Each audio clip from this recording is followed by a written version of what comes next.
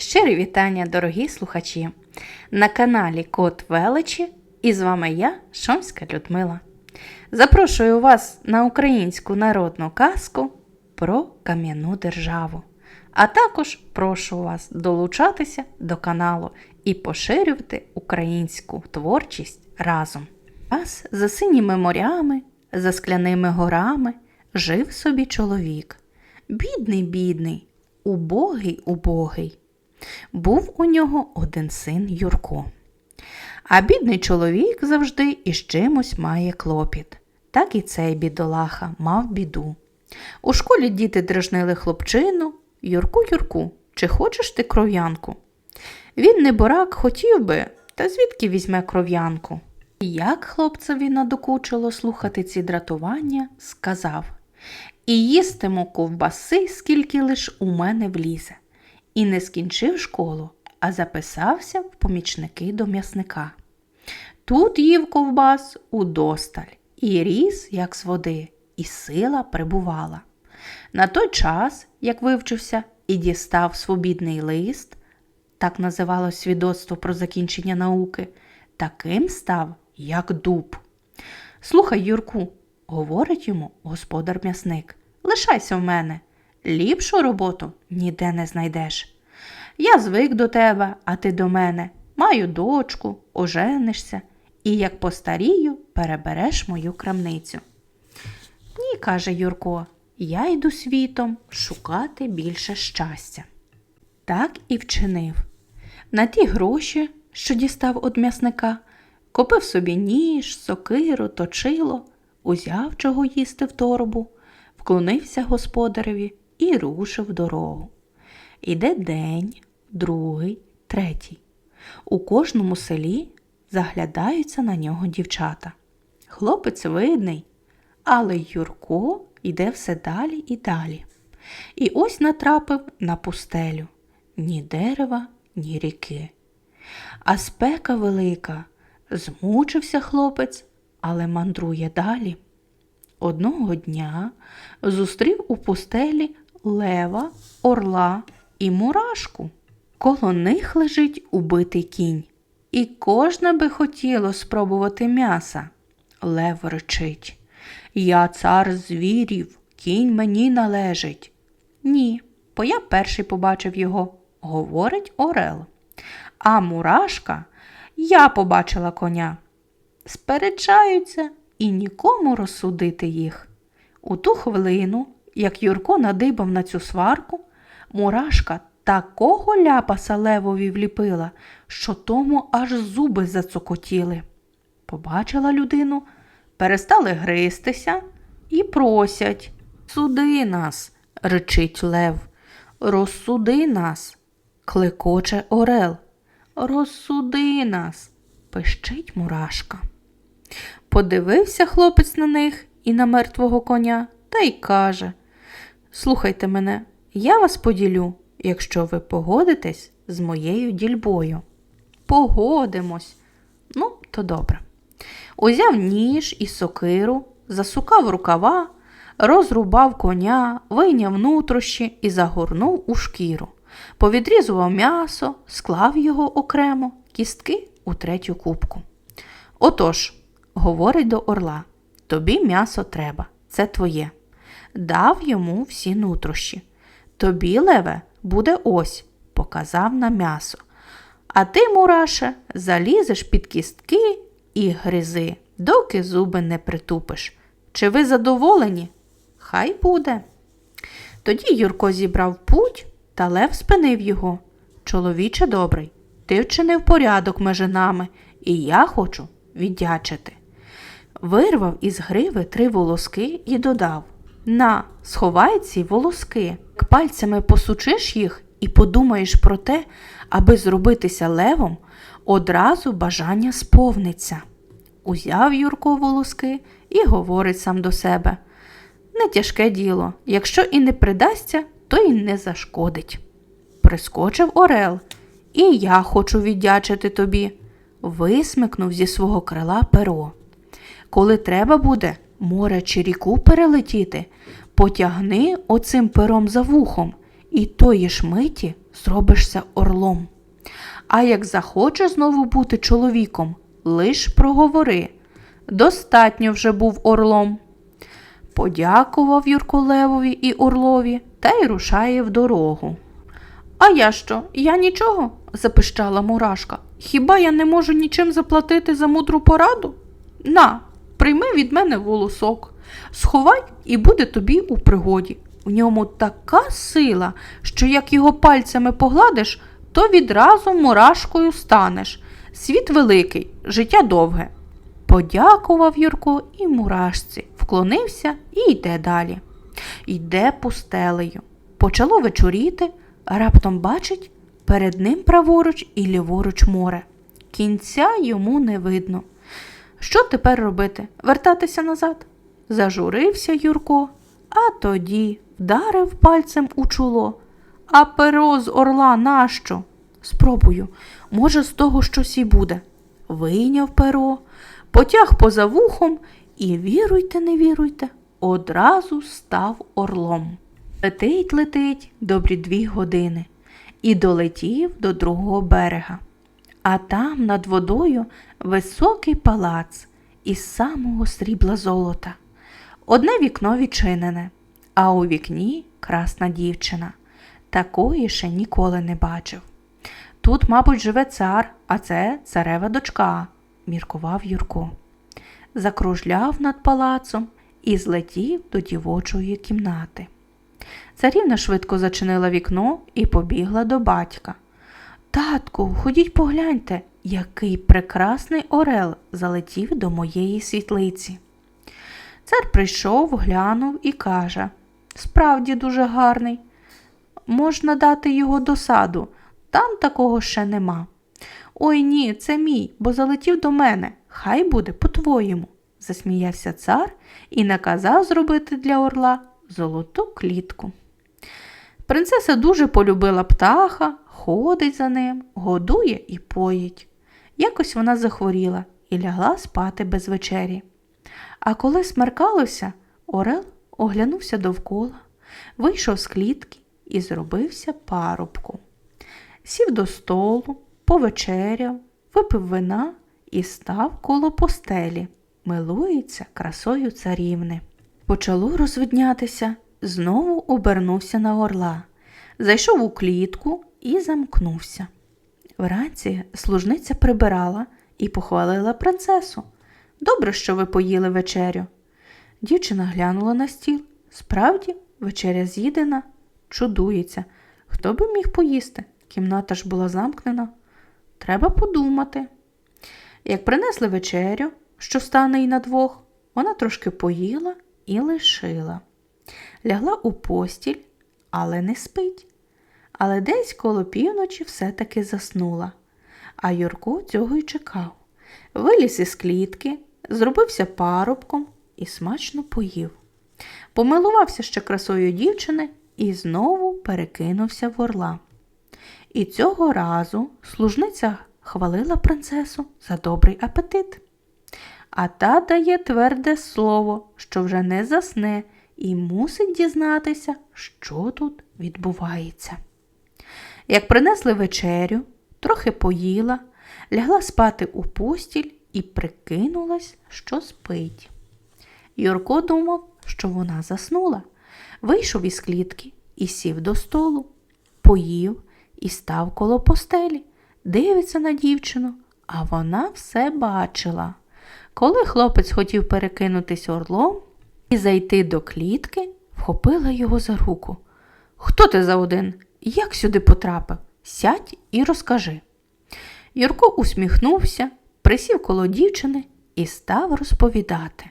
Вона слухала і говорить: «Я тебе так полюбила, що без тебе й жити не можу. Але боюсь, що мій батько ні за що не погодиться, щоб я була твоєю дружиною. Він цар і сватає за мене королів, князів. Якось зробимо». Домовилися, що Юрко залишатиметься вдень орлом, а вночі будуть зустрічатись. Відтоді принцесі приносили подвійну вечерю. Батько й мати чудуються. Наша донька звикла мало їсти, а тепер їсть за двох. І видко було по дівчині, розцвіла, як ружа. Так велося діло із півроку. Але хоч яка довга таємниця мусить мати кінець, треба про все розповісти батькові. І таки наважилась. Підготувалася і зайшла до його кімнати. Але й Юрко в подобі мурашки на платі принцеси теж опинився тат. «Добрий ранок, татку!» «Добрий ранок, доню! Як здоров'я?» «Я здорова і щаслива. Я хотіла би поговорити з вами. Татку, чи ви не думали, що мені уже час віддаватись заміж?» Цар аж підскочив з радості. «Донечко моя дорога, я давно цього чекаю. Є для тебе царські сини, молоді царі, герцоги. Вибирай, кого хочеш. Я згоден. Знаю, що ти вибереш собі чесного чоловіка». І почав перелічувати. У того царя такий син, у того такий, а той цар сам ще молодий і нежонатий. Стільки нарахував, що дівчина не могла і запам'ятати. «Ви, татку, сказали...» Тут дівчина замнялась на місці. «Що будете згодні з моїм вибором», – продовжила вона. «Та я вже собі вибрала. Тільки жодного із тих...» «А кого?» – скрикнув цар. «Чесного, мудрого хлопця». І розповіла про Юрка. Коли це цар почув, що його донька хотіла би піти за простого хлопця заміж, скочив на ноги, вхопив шаблю і, якби була не втекла, одрубав би їй голову. «Геть!» – закричав. «Не хочу бачити. Ганьбу мені заходиш. За простака думаєш іти?» Дівчина повернулася і лащиться до нього. Кінець кінцем батько пом'якшив і сказав: «Не дам за такого, але хочу бачити, який то хлопець, що ти так його любиш». Не встиг цар проказати своє слово, а Юрко гурк і став перед ним. Цар аж рота роззявив, так зачудувався. Дивиться, хлопець прекрасний, рідко такого можна бачити. І так спритно з'явився, каже: «Добре, доню, багатства в нас вдосталь, держава велика. Любиш його? Хай буде, поберіться». Молоді дуже зраділи, почали старого цілувати. Настав день весілля. Було воно дуже багате і славне, але ми не будемо марнувати час коло свадьбування, а підемо далі. Юрко досяг того, чого довго шукав. Має за дружину гарну дівчину і став царювати. Одного ясного дня взяв жінку під руку і повів на прогулянку. Дерева й трави зеленіли, квіти цвіли, пташки щебетали. Юркові здалося, що і його життя розцвіло. Зайшли глибоко в ліс. Раптом тхнуло на них неприємним духом. Аж в голові запаморочилось. «Хотів би я знати, – говорить Юрко, – що то за дух і звідки? Ану, ходімо в той бік». Пішли і натрапили на глибоку яму, звідки й чути неприємний дух. «Вернімося, тобі може пошкодити», – каже Юрко дружині. Але вона побігла аж до краю ями, бо бачила дуже красиву квітку. Зірвала собі квітку, але ж тої хвилини з'явився бородатий чоловік, схопив її за руку і потяг у яму. Юрко за ним, та бородатий дід перегородив йому дорогу. «Не смій сюди ступати, якщо ступиш, злою смертю загинеш. А моя жінка?» «Уже не твоя, більше її ніколи не побачиш». Юрко зажурився, вернувся додому, усе розповів старому цареві. «Я йду шукати жінку, хоч би й загинув». Цар умовляє: «Сину, якщо донька пропала, то хоч ти залишся.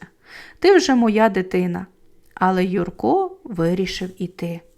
Взяв одяг, в котромусь колись ходив по світу, уклонився і просто в ліс.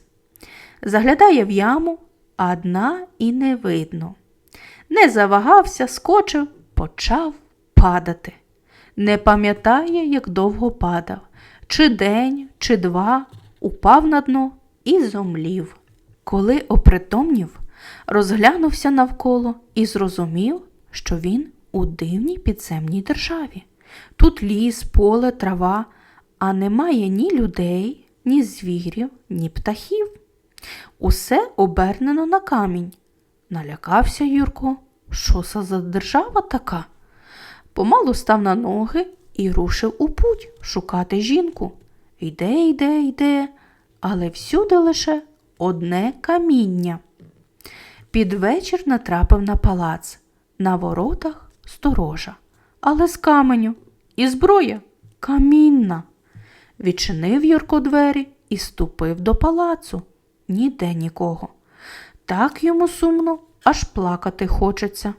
І ось, коли блукав з кімнати до кімнати, потрапив у світлицю. Розглянувся, а зверху ніби сонце світить, звідки світло падає. На тому місці, куди впало світло, видно стілець-трон, а в ньому дрімає дуже старий бородатий дід. Судячи з його лиця, може мати років 1002, а то й 3. А хто коло діда? Вона, його жінка, чеше сиву бороду старому, гладить сиву голову і приспівує йому так, як коли мати приколисує дитину. Юрко тихенько приступив до жінки. Що ти тут робиш? Вона підняла палець. Тихо, бо пробудеш володаря цієї держави. Тоді Юрко обняв свою жінку і поцілував. Зраділи, розвеселилися. Дід розплющив очі і питає: «А це що за один?» «Мій чоловік, про котрого я тобі говорила». Юрко підступив до діда царя. «Так, це моя жінка. Я прийшов по неї і поведу її до батька». Дід гірко усміхнувся. «Ей, сину, я би й сам хотів її повести, але це неможливе діло.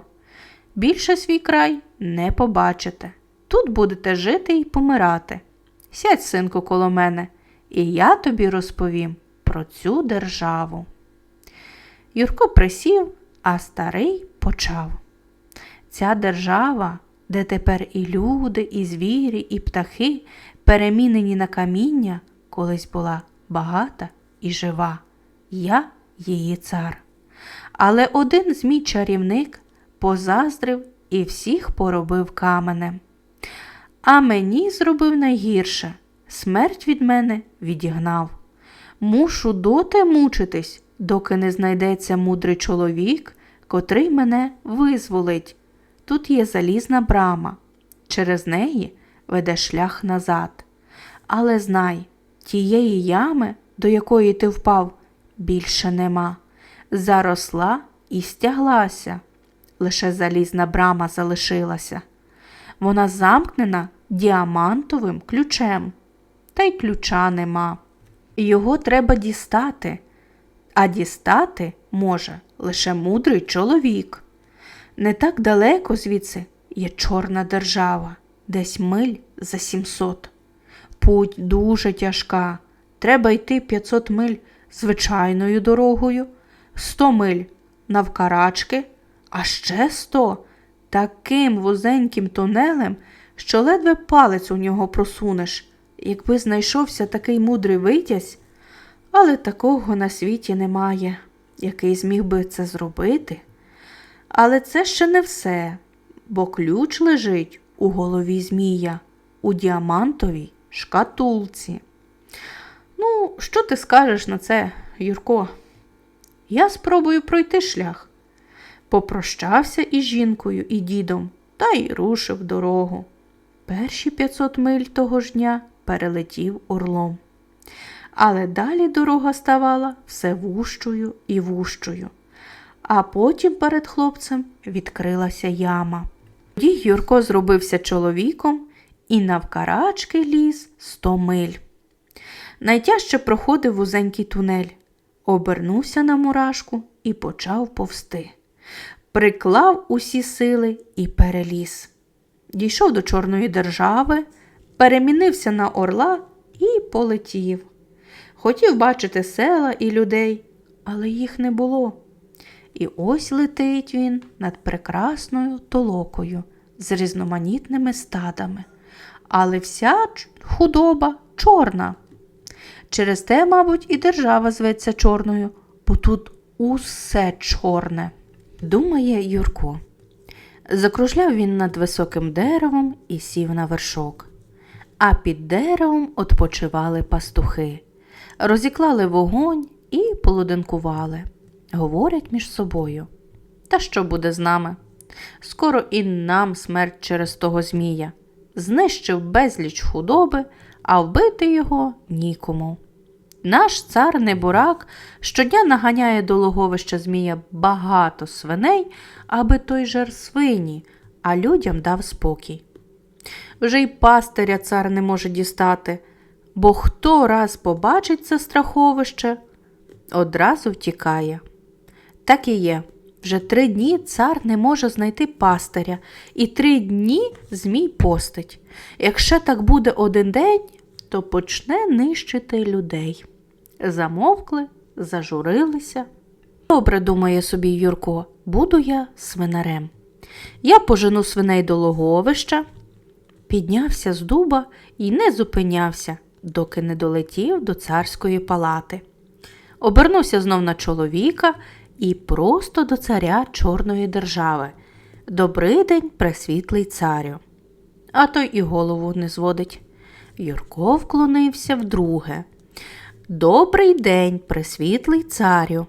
Підвів цар голову та й каже: добрий день і тобі, хлопче. Що ти тут шукаєш? До моєї палати люди вже бояться заходити. Кожен тікає, аби його не примусили гнати свині змієві. Візьміть мене за свинаря, а я вб'ю клятого змія. Цар зрадів. Хлопче, як послужиш мені вірно, половина царства твоя буде, і віддам тебе доньку. Юрко усміхнувся. Пресвітлий царю, про це будемо говорити тоді, як діло зроблю. А тепер мене прийміть за пастиря. Цар погодився. І Юрко, трохи відпочивши, погнав свиней змієві. Розтлумачив йому цар, куди треба гнати. Там і там гора, а в тій горі лігво. Жене Юрко свині, а як зайшов у ліс, повернув у інший бік. Свині пасуться, а він дивиться, де змій. Виліз на дуба і стежить. Раптом зрозумів, із ями задиміло, задихало вогнем. Появився змій. Розглянувся, а свиней нема. Кожна його голова відразу заричала, зафурчала полум'ям на всі сторони світу, і змій повернувся в лігво. Юрко зліз із дерева, повернувся до свиней і погнав додому. «То скільки свиней пожер змій?» – питає цар. «Жодної». «Мені таке не треба. Завтра неодмінно пожени, інакше біда нападе на мою державу. Змій уже 3 дні голодує». Другого дня Юрко справді погнав свині до лігва. Змій розірвав 100 голів і зжер, а тоді ситий затягся до ями. Юрко з рештою свиней повернувся додому. «То скільки з'їв?» «100. Поженеш і завтра. Треба його годувати, аж доки не трісне. Колись цьому буде кінець».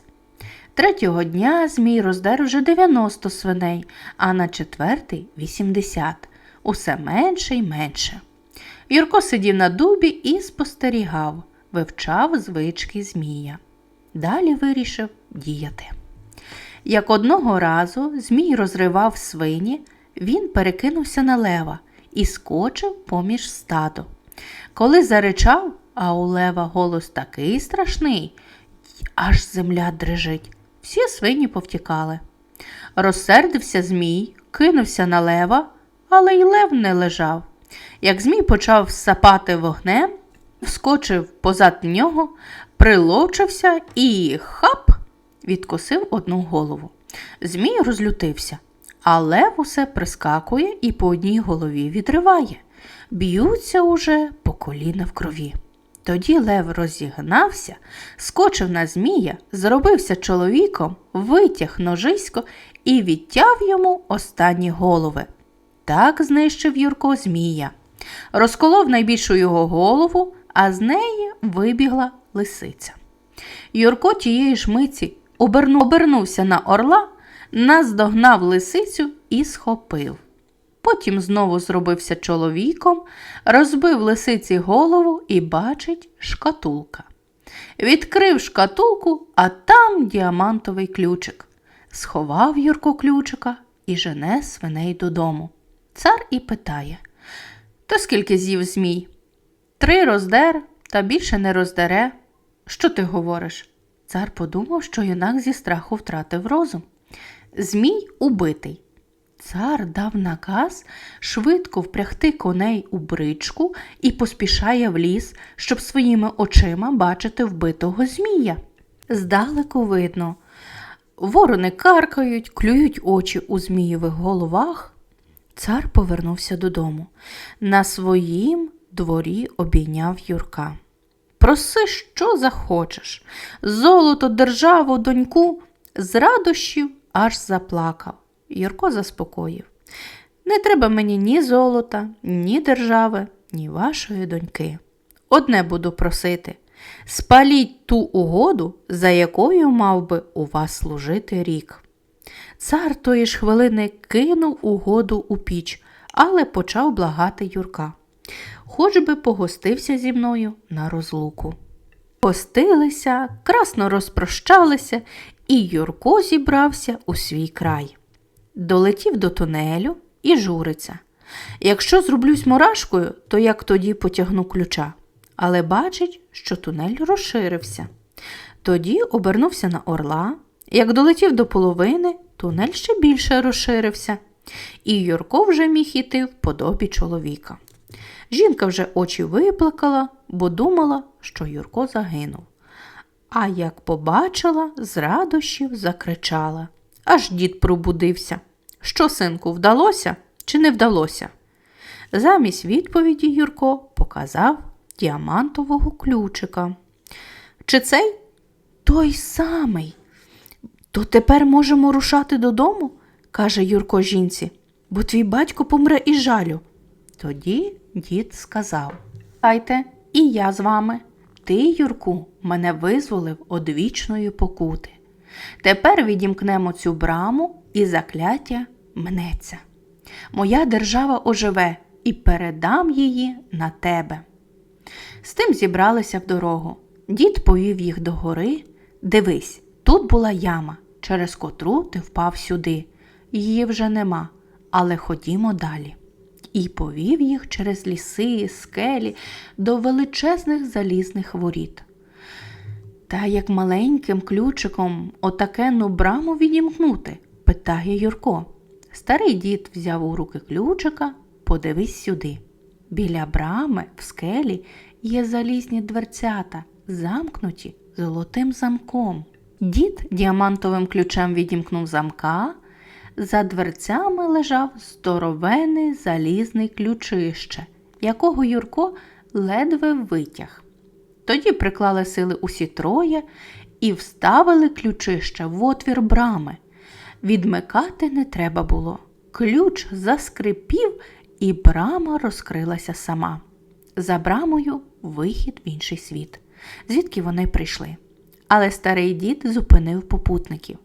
«Чекайте, гляньте, що діється в моїй державі». Обернулися, бачать. Птахи, звірі та люди ожили, почали ходити. Природа теж ожила, шовкова трава росте. Держава підіймається все вище і вище, їм уже не треба лізти вгору. На тому місці, де була пустеля, з'явилася багата і славна держава. Ті троє ідуть до дівчиного батька. Прийшли, а там безліч людей. Що сталося? Старий цар помер.